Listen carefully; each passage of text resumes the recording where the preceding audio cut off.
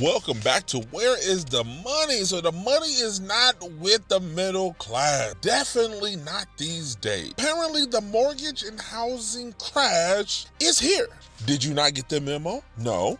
Well, let's look at where we are with things. All right, a new red flag in the housing market, mortgage delinquencies. It's a sign of bigger trouble ahead. That's the question this morning. Mortgage delinquencies are still historically low because home values have gone up so much in the last 5 years. But early this year, they began to rise just on FHA loans, which are generally used by lower income borrowers. But now we're seeing something new. In May, a significant jump in the early stage category of all delinquencies. That's 30 to 59 days past due, and according to a new report from VantageScore. They rose from 0.92% in April to 1.03% in May.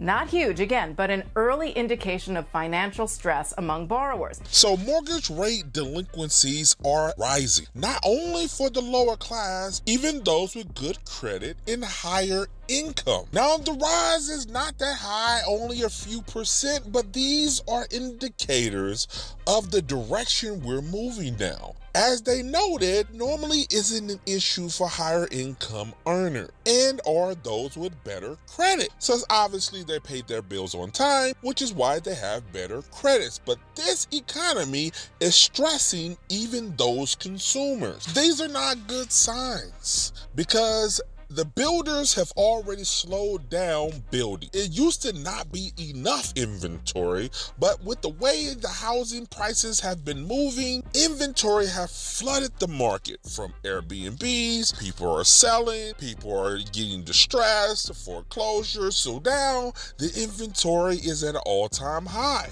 Alarm bells should be ringing for every millennial, Gen Zer, hell, every single baby boomer when it comes to what's happening with the housing market in the United States. For the first time since 2008, the United States housing market has such a massive gap in the people that are looking to sell their homes versus the people that are looking to actually buy homes. There's over 508,000 homes that are currently on the market within the United States, but people are not looking to buy homes. This has officially reached the housing bubble crisis level that occurred back in 2008 under George Bush before Barack Obama had to come in and clean up what was happening. This is something that's not being reported on. This is something that is not being covered by the Trump administration. This is something that's getting ready to affect every single American. With the government being shut down, with the SNAP benefits on the precipice of being paused, with this ICE deportation process that's costing Americans millions of dollars, this is something that apparently the administration does not think is worth our time, but it's definitely something that I want to scream at the top of my lungs about, because if the housing market crashes, then everything else is going to follow. There's already food insecurities. There's already a credit problem within the United States. They're also reporting that the credit usage and delinquency of credit cards are at the highest level ever within the United States. All of this is bad news. And without an administration and a party in power that cares about American people, we're heading on a dangerous trajectory, and everyone needs to be aware. So let's say you already bought a house within the last year or so.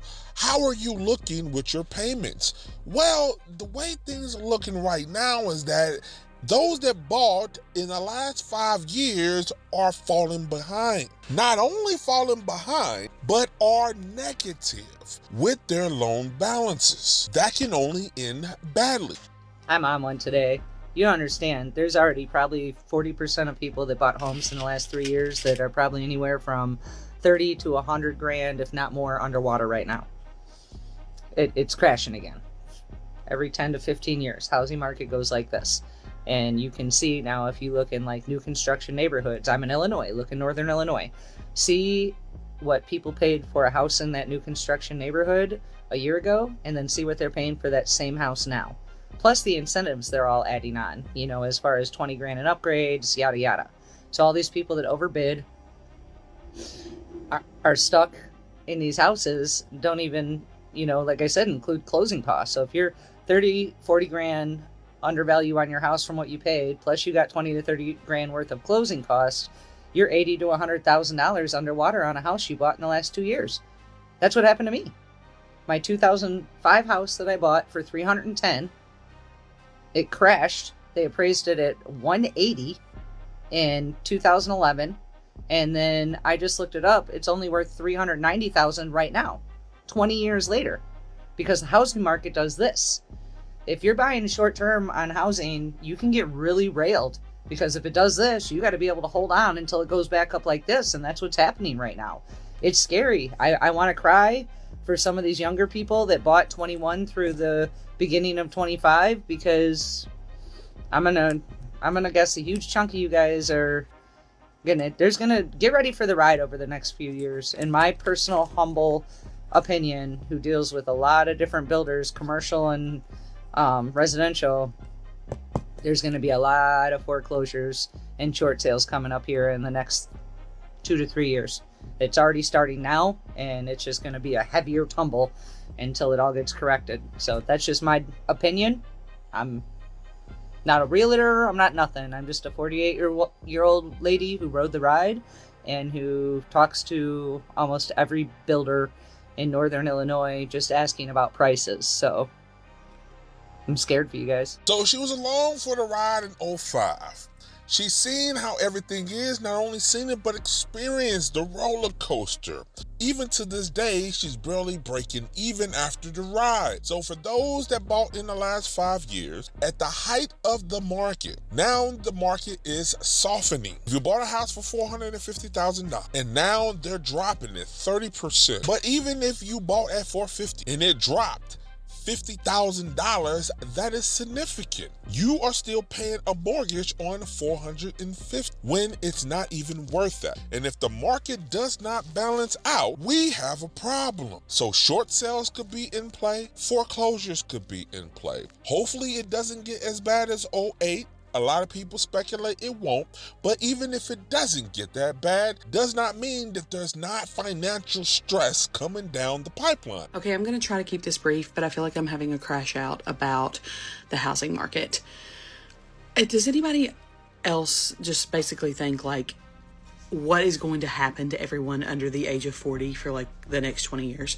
And what I mean by that is that I do not understand how anyone in their right mind who is about to graduate college is going to actually afford anything. When I graduated college 13 years ago, I bought a house in foreclosure for $38,000. You can't even find that. And it wasn't even that bad. Was it livable?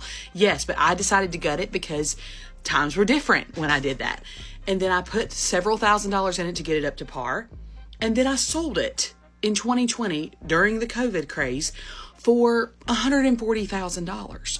So I came down here to a new state, had to spend not quite twice as much, but quite a bit more for me to get double the house. And now I see on Zillow today that my old house that I bought originally for $38,000 and then sold for $140,000 is now on the market for $252,000. I am sorry, but it is not worth $252,000. I lived in it. Like, I redid it all the way down to the studs. And I do not understand how anybody who is 23 years old, who gets their first job right out of college, is going to put down roots in a $252,000 house that is literally just 1,200 square feet, 2 bedrooms, 2 baths, tiny, doesn't have a huge backyard, right on the road, is not like the kind of house that you want to put $250,000 in. So my question is, I don't blame the government. I don't blame politicians. I blame the market of people thinking that their house is worth this kind of money. Like, how are we going to get there? I just don't understand.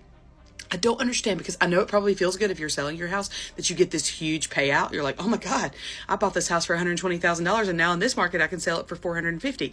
My problem is that you're taking all that money that you made and you're paying an astronomical amount of money to go try to get something else. So now, sure, you made $300,000 on this house, but now you got to go spend $650,000 to get more than what you had. Like, I'm serious. What are we going to do about this? Like, how do people afford this? Like, I don't understand that the way that we both work, that I could not go back and buy my original house that I bought 10 years ago. Not 25 years ago, 10 years ago.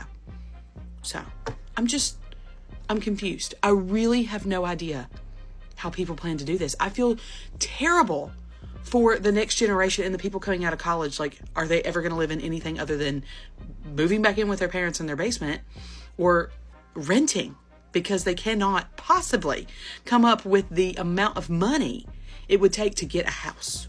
So builders are seeing it, lenders are seeing it. The mortgage industry in itself is in a terrible condition because they're not selling houses.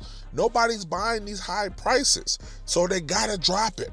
And as they drop it, everybody involved loses money, including you with the high mortgage. Stay focused. Be on the defensive with your finances.